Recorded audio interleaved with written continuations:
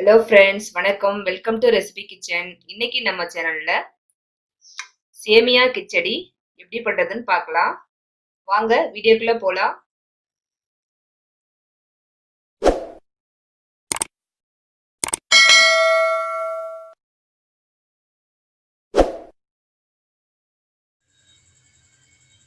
அடுப்புல ஒரு வாணல் வச்சுக்கலாம்.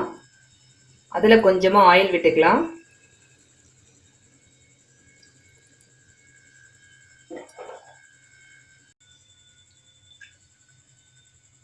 எண்ணெய் நல்லா காஞ்சிருச்சு. இப்போ அதுல ஒரு பட்டை சேர்த்துக்கலாம். கல்பாசி, 2 கிராம்பு, பிரிஞ்சி இலை 1,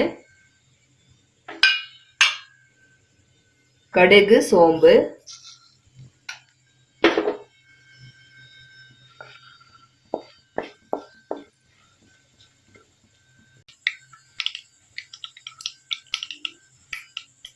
கடுகு சோம்பு நல்லா பொரிஞ்சிருச்சு. இப்போ இது கூட 2 பெரிய வெங்காயத்தை நான் கட் பண்ணி வச்சிருக்கேன், சேர்த்துக்கலாம்.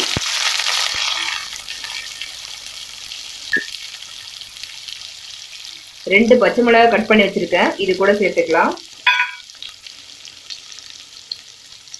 கறிவேப்பிலை, இப்போ எல்லாத்தையும் சேர்த்து நல்லா வதக்கி விட்டுக்கலாம்.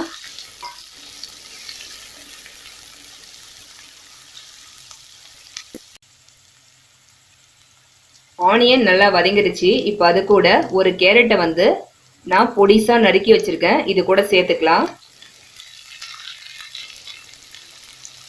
பொடியா நறுக்குன பீன்ஸ் இது கூட சேர்த்துக்கலாம்.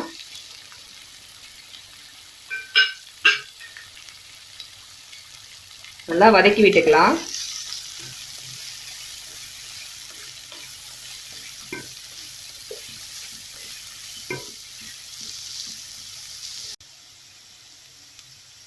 கேரட் பீன்ஸ் ஓரளவுக்கு நல்லா வதங்கிடுச்சு. இப்போ இது கூட ஒரு தக்காளியை நான் பொடிசா கட் பண்ணி வச்சிருக்கேன், சேர்த்துக்கிறேன்.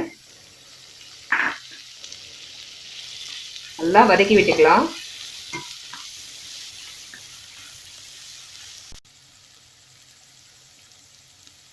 காயெல்லாம் நல்லா வதங்கிடுச்சு.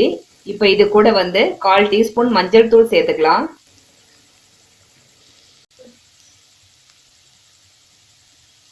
1/2 டீஸ்பூன் கரம் மசாலா தூள். இப்போ இதுக்கு தேவையான அளவுக்கு உப்பு சேர்த்துக்கலாம்.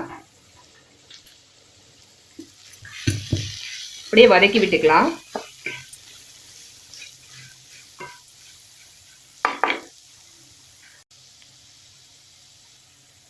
இப்போ காய் வேகிறதுக்கு நான் ஒரு பாக்கெட் சேமியா எடுத்திருக்கேன். அதுக்கு நான் ஒரு 350 ml தண்ணி சேர்த்துக்கிறேன்.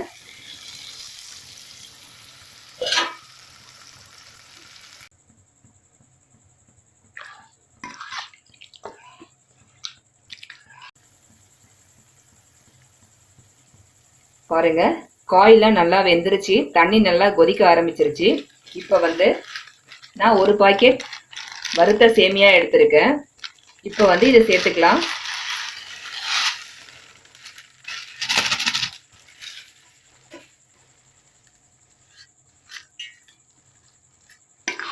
நல்லா இதை கிளறி விட்டுக்கலாம்.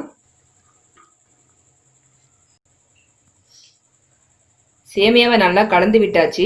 இப்போ அடுப்பை மீடியம்ல வச்சுட்டு மூடி போட்டுட்டு கொஞ்ச நேரம் வேக விட்டுக்கலாம்.